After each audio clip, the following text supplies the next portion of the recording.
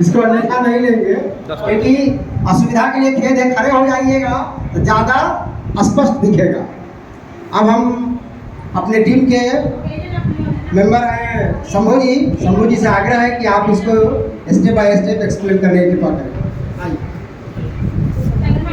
मेरी ओर से मेरी समूह की ओर से आप सबों को नमस्कार। ये समूह संख्या 7 को चांद और सितारे के बारे में प्रोजेक्ट तैयार करने के लिए कहा गया था। उस पर हम लोग कुछ काम किए हैं। ये एक्चुअल में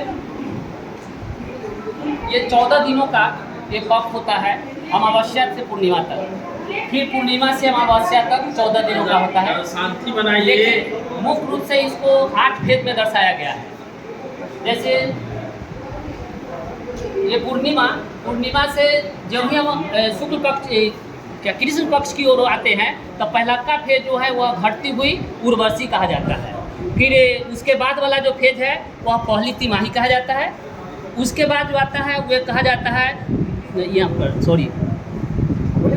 कृष्ण पक्ष, ये पहली तिमाही। उसके बाद आता है अमावस्या। अमावस्या के बाद जो स्टेज आता है उसको कहते हैं नौ चंद्र का घटाव। उसके बाद का जो फेज है उसको कहा जाता है आखिरी तिमाही, तीसरी तिमाही। उसके बाद आता है बढ़ती हुई कला। इसके बाद पुनः फिर हो जाता है पूर्णिमा। ये इसमें कुछ तारा का भी रोल है।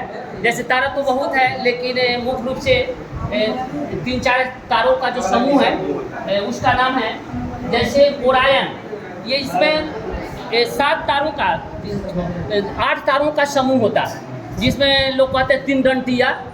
वहाँ पर एक्चुअल में 8 तारों का समूह है। उसको उर्वशी या शिकारी या काल पुरुष के नाम से भी जाना जाता है। इसके बाद इस साइड में है मेष तारामंडल।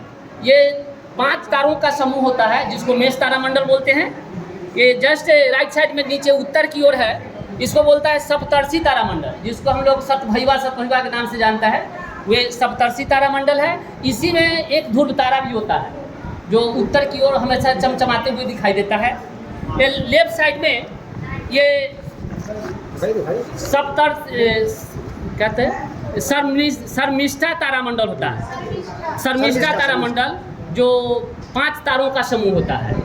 मुख्य रूप से हम लोग इसी पर काम किए हैं। चलिए धन्यवाद। अब हमारे टीम के मेंबर संजय जी हैं, ये चार्ट पेपर पर और इसको स्पष्ट करने का प्रयास किया है। देखिए, एक छोटा सा प्रयास है। इसको मैंने चांद और सितारे पर हम लोग को मिला था समूह संख्या 7 को, उसी पर काट की है, एक प्रयास किए हैं। मैंने इसे 14 बनाने का प्रयास किया था, लेकिन बन नहीं पाया, 12 ही बना।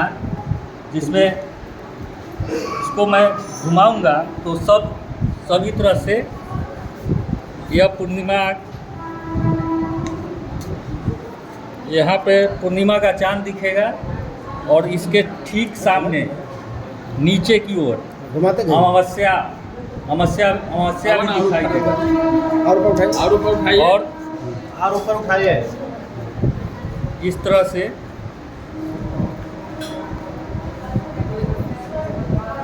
साइड में साइड में देखने दीजिए सर।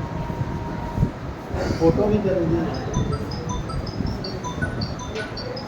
इस तरह से हम लोग बच्चों को दिखा के बता सकते हैं।